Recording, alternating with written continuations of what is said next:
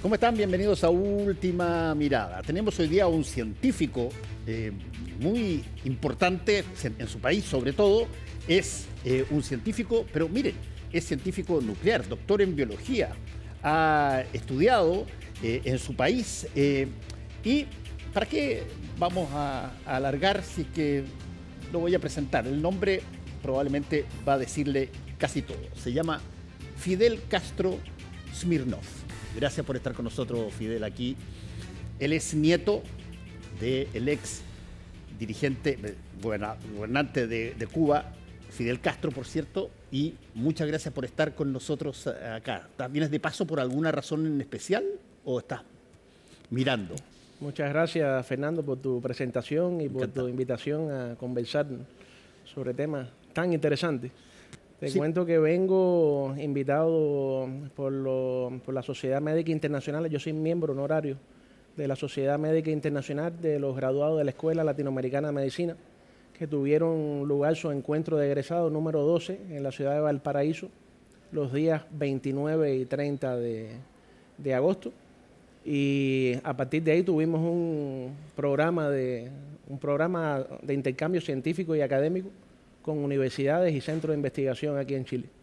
Dime una cosa, siempre se conoció que una de las cosas más importantes que tenía Cuba era esta capacidad de poder recibir personas de distintos países, sobre todo en términos de formación académica, en ciencia, en medicinas.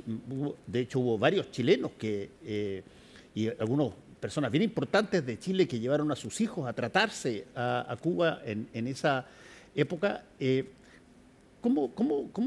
tan abierto está hoy día el espacio ahí como para que tengan este flujo, como tú lo estás diciendo, que haces con esta visita y otras más? Digamos?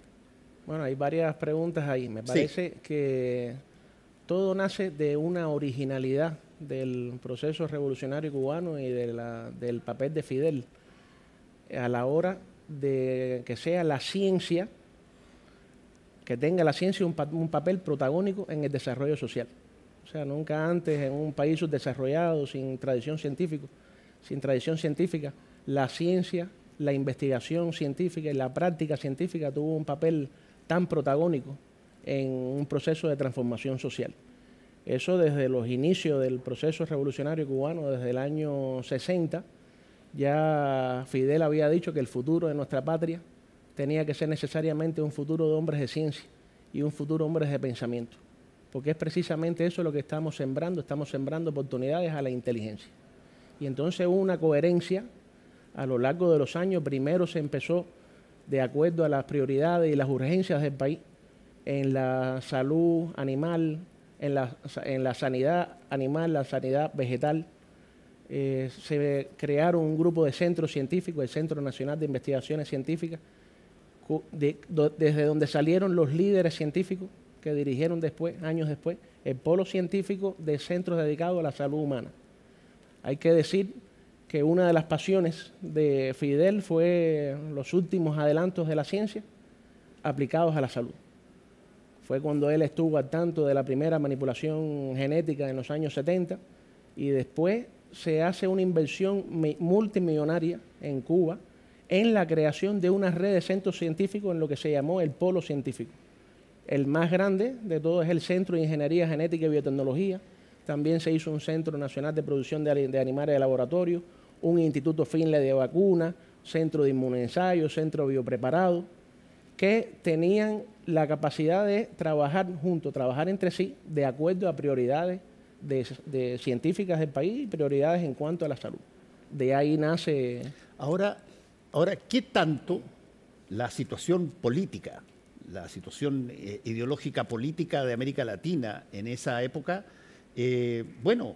favorece o conspira contra esto? ¿Qué tanto pueden distintos países que tenían distintas lógicas ideológicas llevar a sus enfermos a ser tratados allá? Por ejemplo, acá en Chile hubo muchas personas que lo hicieron, pero cuando de pronto se genera una especie como de, guerra fría en términos de los países con distintas ideologías, ¿qué tanto le costó a Cuba recibir gente, o si es que acaso quería recibir gente de otras partes que...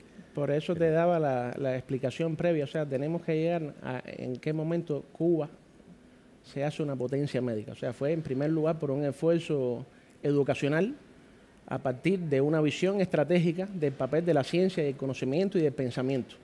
Porque además, desde esos primeros momentos se había valorado el papel del pensamiento, o sea, hombres y mujeres, no solamente que hayan acumulado pensamiento y conocimiento que lo empleen en fines egoístas, sino que lo empleen en el bien del lado de la justicia, del lado de su patria.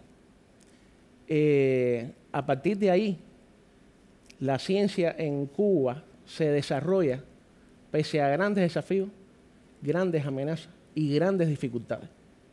Desde que se empieza a desarrollar la ciencia en Cuba también hay un bloqueo genocida, oportunista, que ha tenido su máxima expresión durante el primer gobierno de Trump con 243 medidas adicionales. Después vino Biden que mantuvo todas esas medidas y tenemos otra vez este gobierno tan agresivo. Y en esas circunstancias de bloqueo recrudecido tenemos que seguir haciendo ciencia. Y entonces te hacía la historia de cómo llegamos, o sea, a partir de la creación de centros científicos dedicados a la biotecnología y a los últimos avances de la ciencia en salud, llegamos a una crisis económica terrible que precedió a la caída del campo socialista. Y entonces una enseñanza de Fidel, algo que aprendimos de él, que es que en los peores momentos buscamos soluciones en la ciencia. Y fue en esos momentos tan complicados que, por ejemplo, se hace un centro de biofísica médica en Santiago de Cuba, en la Universidad de Oriente, con quienes también trabajo. Para Cuba hizo 3 equipos de resonancia magnética nuclear a pocos años de haberse desarrollado esa tecnología. Y otro ejemplo que le pongo es el Centro de Inmunología Molecular. O sea, en Cuba había un laboratorio en el Hospital Oncológico que investigaba los anticuerpos monoclonales. Estamos hablando del año 89. Y Fidel los visita constantemente. Él sabía lo que eran los anticuerpos monoclonales. En el mundo no había un solo medicamento todavía registrado basado en anticuerpos monoclonales. Y Fidel le pregunta, bueno, ¿y quiénes son los mejores en esto? Dicen los americanos. Dice, bueno, ustedes no piensan competir con ellos. Y lo que querían los científicos era que se mejoraran los laboratorios, que se compraran equipos nuevos. Entonces Fidel hace un centro dedicado a la producción de anticuerpos monoclonales que hoy hace vacunas terapéuticas contra el cáncer. Tenemos el ejemplo del Symavac EGF para cáncer de pulmón, el Nimotuzumab para afecciones también de cuello y cabeza. Hay recientemente unas gotas nasales para el neuroepo, para el Alzheimer, para el Parkinson. Entonces, de esta manera, o sea, ¿cómo llegamos nosotros a ese punto? A partir de una visión estratégica de mucho trabajo, de hombres de ciencia, con conciencia, con compromiso social. Ahora dime una cosa, ¿qué tanto se ha avanzado para que, por ejemplo, los conocimientos que ustedes hayan creado o que otros hayan creado y que ustedes quieran implementar, bueno, se combinen, sean capaces de ser considerados? Personas que sufren de situaciones que medicamentos en Cuba pueden curar o viceversa en otras partes, ¿cómo se enlazan hoy día después de todo esto que ha pasado? Bueno, a ver, habíamos comenzado hablando de qué es lo que me trae aquí a Chile, ¿no? Sí. Y quería dedicarle pocos minutos a hablarle de la Escuela Latinoamericana de Medicina, que fue una de las creaciones más hermosas y más humanas de la Revolución y de Fidel. La Escuela Latinoamericana de Medicina tiene hoy 31.649 graduados de 122 países. O sea, 32.000. 31.649 graduados de 122 países. Y solo de esas cifras, 649 son chilenos. Si nos ponemos a ver cuánto cuesta formar un médico por año, son aproximadamente $8.000 por año, por 6 años, por 649, o sea, Cuba apoyó con prácticamente 30 millones de dólares de manera callada, de manera desinteresada y de manera solidaria a Chile. Y entonces, precisamente por eso, como miembro de la Sociedad Médica Internacional que hicimos una jornada científica, que hablamos también, además de en este encuentro, tuvimos también una conferencia en la Universidad Academia de Humanismo Cristiano, donde también hablamos de estos mismos temas, Fernando, que me estás preguntando, de los enormes desafíos en los cuales tiene que hacerse ciencia en nuestros países. Tuvimos la posibilidad de conocer algunos centros de investigación en Chile, en particular la Facultad de Medicina de la Universidad de Chile, el Centro de Investigaciones Biomédicas con el doctor Flavio Salazar. Tuvimos también en el Centro de Nanociencias y Nanotecnología de la Universidad de Santiago de Chile. Y como algo también relevante, el día de ayer, el domingo, fue un día de trabajo, donde tuvimos una reunión virtual con el presidente de la Academia de Ciencias de Chile, que tuvo la gentileza de conectarse e intercambiar con nosotros. Yo también soy miembro académico titular de la Academia de Ciencias de Cuba y uno de nuestros objetivos es fortalecer las relaciones entre nuestras academias. Aparte de todas las cosas ideológicas históricas, ¿qué relación puede haber con países que han sido, y quizás hasta ahora, son tremendamente dispares o incluso antagónicos, pero que tienen un objetivo para su propia gente de darles la mejor medicina posible? Así es. Nuestra región fue declarada zona de paz. Y la paz no es solamente ausencia de guerra, es también, en primer lugar, tener un acceso masivo a servicios de salud, tener un acceso inclusivo a los conocimientos y a la cultura como derecho humano y como prerequisito para el desarrollo humano. Y eso fue otra de las cosas que aprendimos, o sea, el papel de la ciencia, del conocimiento para la defensa de la soberanía y de la justicia social. Nosotros, y vuelvo a la Escuela Latinoamericana de Medicina, y perdone que... Sí. Porque ahí tenemos un ejemplo de la unidad más profunda en la diversidad más rica, que es una estampa del mundo que soñamos y de una Latinoamérica integrada, basada también en relaciones solidarias y de integración. Y de esa manera podemos nosotros hacer frente a desafíos que tenemos en Latinoamérica, por ejemplo, enfrenta hoy en la ciencia desafíos en cuanto a la medicina nuclear, en cuanto a la medicina personalizada, la nanomedicina, que es lo que también nosotros nos dedicamos a la investigación. Y la ciencia es un punto de unión entre los pueblos, va más allá de ideología. Es la ciencia para el bien.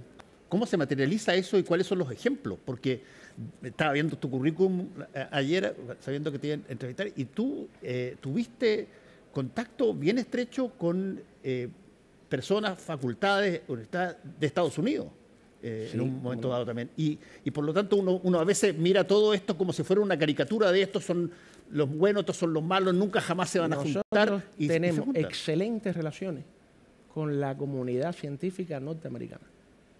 Tenemos miembros correspondientes de la Academia de Ciencias de Cuba, que son norteamericanos. Tenemos excelentes relaciones con científicos que incluso son ganadores del Premio Nobel. Y les puedo dar un ejemplo, Peter Agren, Premio Nobel de Química, con quien dimos conferencia en la Johns Hopkins en Baltimore. Tuvimos la posibilidad también de dar conferencia en la Universidad de Nueva York con un grupo de nanotecnología del ADN. Tuvimos posibilidad de dar conferencias en la Sociedad Americana de Química, en la Universidad de San Diego, en la Universidad de California, Los Ángeles. Tuvimos también acciones de colaboración, organizamos juntos eventos de física nuclear, de física de aceleradores.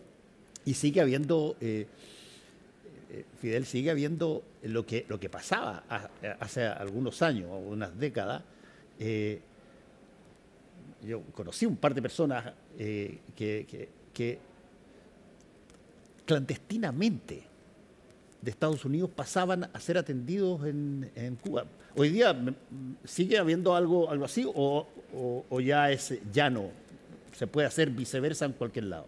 Sí, o sea, Cuba sigue recibiendo. Cuba hoy enfrenta enormes dificultades por el producto fundamentalmente del bloqueo genocida, recrudecido y oportunista de los americanos. Hoy es muy difícil hacer ciencia en Cuba, pero no se deja de hacer ciencia en Cuba por el compromiso con el futuro, a pesar de las enormes dificultades del presente. Y en particular te mencionaba a Estados Unidos porque uno tiende a pensar que ahí debe haber, qué sé yo, una pared divisoria absolutamente, pero tú ya dijiste que por lo menos en el ámbito de la comunicación científica entre académicos y entre... Las relaciones son buenas. Sí, sí, en el mundo entero. Y eso podría significar algo a futuro de que, a ver, en este caso, la medicina y la ciencia ayuda a que dos pueblos puedan entenderse más allá de lo que nosotros llamamos los combos. Por ejemplo, en esta visita, marcada por intercambios académicos, no solamente de académicos, sino también en espacios comunitarios, queremos hacer que sea la ciencia un pilar en las relaciones de cooperación entre Chile y Cuba, y entre nuestras academias de ciencia, entre nuestras universidades.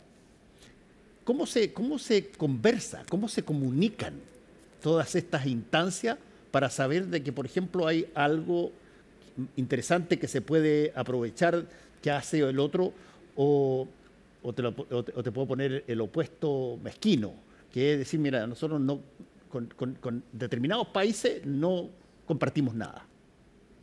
Nosotros nos guiamos por un principio martiano que dice que para qué, sino para poner paz entre los hombres, han de ser los adelantos de la ciencia. Y por eso hablamos ahorita de la ciencia en función del bien, de la justicia. Decía Martí también que la política era el arte de hacer felices a los hombres. Y entonces nosotros tenemos relaciones en primer lugar para la ciencia, para la salud, ciencias para la vida, ciencias para la paz. No tenemos interés ninguno en proyectos científicos con aplicaciones y fines bélicos. Por ejemplo, el programa nuclear cubano. Sí, te iba a preguntar sobre eso. Sí, en los años 80 se desarrolla un programa nuclear que tenía como uno de sus objetivos la nucleoenergética. Llegamos a construir casi hasta un 90% una central electronuclear, que después de la caída del campo socialista no se logró terminar. Pero ese programa nuclear cubano derivó en las aplicaciones en la agricultura, en la industria y particularmente en la salud. Y por eso también Cuba muestra hoy un desarrollo en la medicina nuclear. Incluso nosotros tenemos un acelerador para la producción de radiofármacos. Tenemos también incorporadas aplicaciones de imagenología molecular, tomografía por emisión de positrones. Y en esos temas son uno de los pilares de la colaboración científica en la región latinoamericana.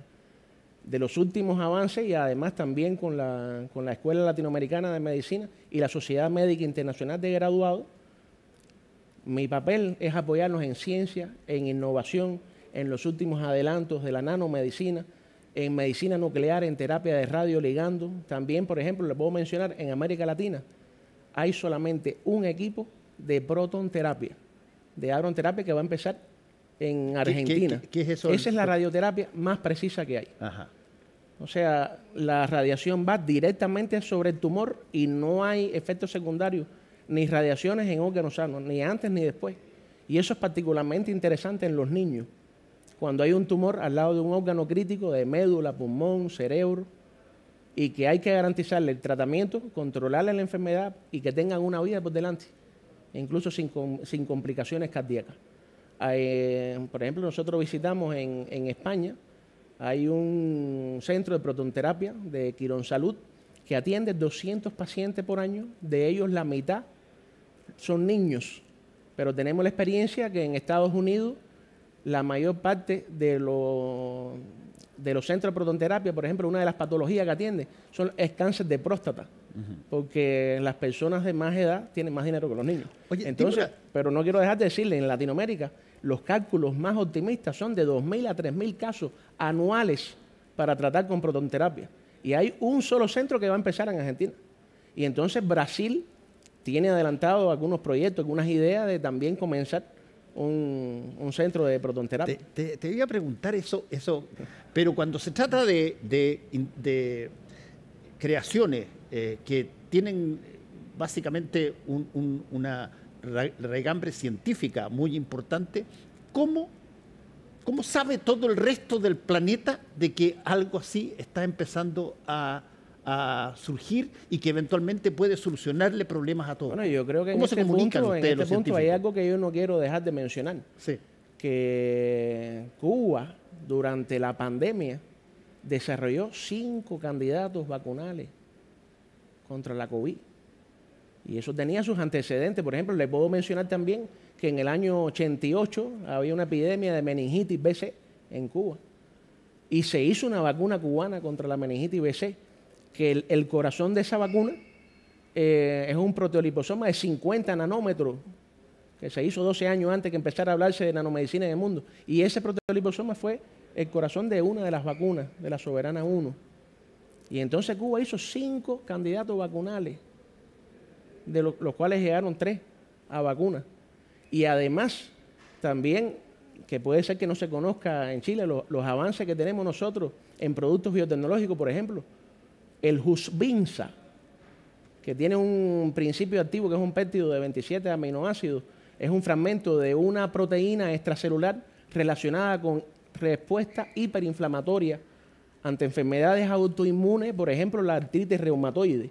Pero cuando tuvimos pacientes críticos, cuando la COVID, que tenían una respuesta hiperinflamatoria, distrés respiratorio, fallo multiórgano, este medicamento, junto con otros de la biotecnología cubana, salvó a varias gente en estado crítico. Tenemos también el Everprot-P, que evita las amputaciones debido a las complicaciones de las úlceras del pie diabético. Ya les mencioné también la Symavac GF, el Nimotuzumab, los productos que además, como excepción al bloqueo, se prueban en Estados Unidos. Eso es uno de los únicos ejemplos que yo conozco de transferencia de tecnología sur-norte. Es lo que se hace en Cuba, medicamentos de la biotecnología cubana, en un centro que se creó en los peores momentos del periodo especial, se prueban en Estados Unidos. Y se encuentran en fases avanzadas. Husvinza, creo que terminó el año pasado los ensayos clínicos.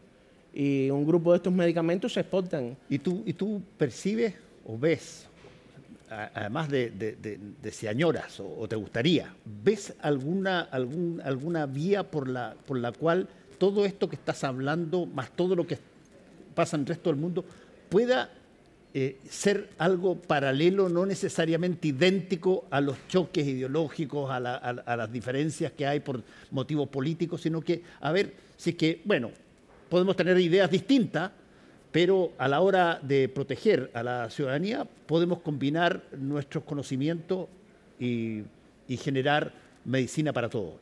Nosotros en Cuba, y vuelvo a la Escuela Latinoamericana de Medicina, son médicos formados en principios humanistas, que tratan la atención de salud como un derecho humano y no como un negocio.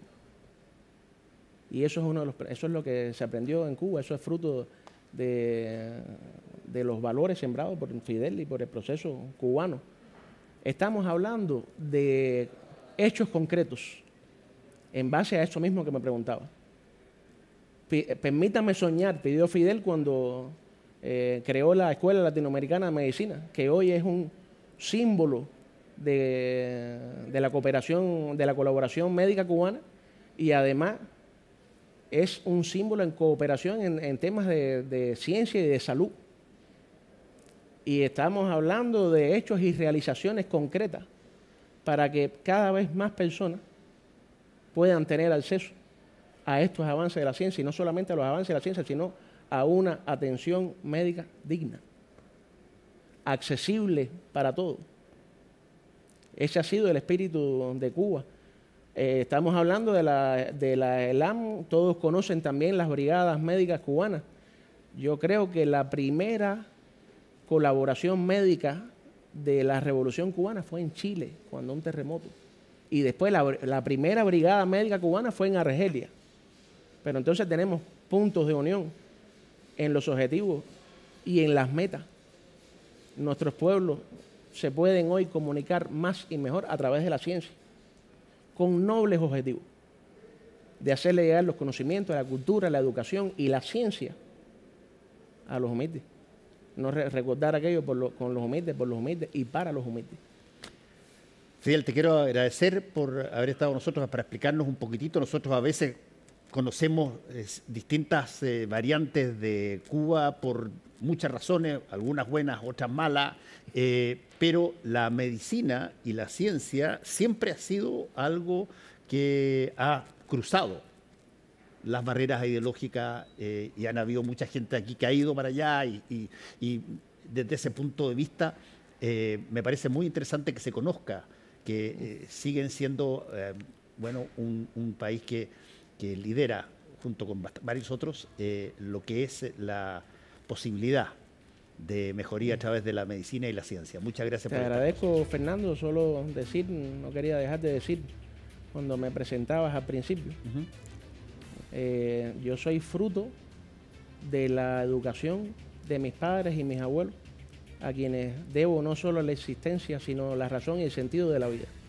Y soy principalmente fruto del sistema educacional cubano. Educado en una conciencia social.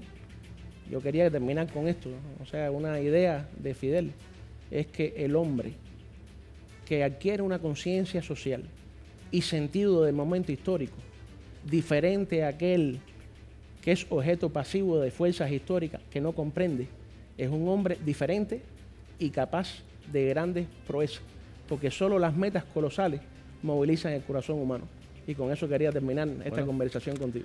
Muy bien, muchas gracias, Fidel, por haber estado con nosotros acá. Que te vaya muy bien. Muchas gracias, Fernando. A todos ustedes, muchas gracias por su sintonía. Nos encontramos mañana. Chao, chao.